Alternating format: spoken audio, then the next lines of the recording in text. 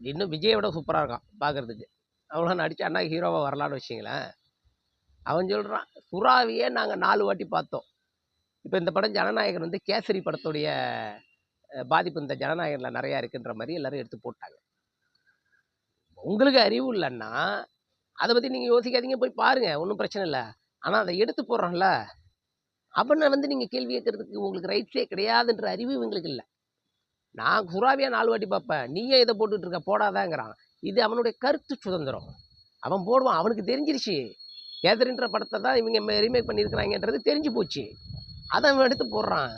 நீ தெரிஞ்சுக்கிட்டா தெரிஞ்சுக்காட்டிப்போ. அவனை வந்து இந்த மாதிரிலாம் போடாதன்னு சொல்கிறதுக்கு உனக்கு ரைட்ஸே இல்லை. இது தெரியல இவங்களுக்கு. அப்புறம் ஏன் இவங்களை வந்து நம்ம ஆச்சரிய உரின்னு சொல்லக்கூடாது?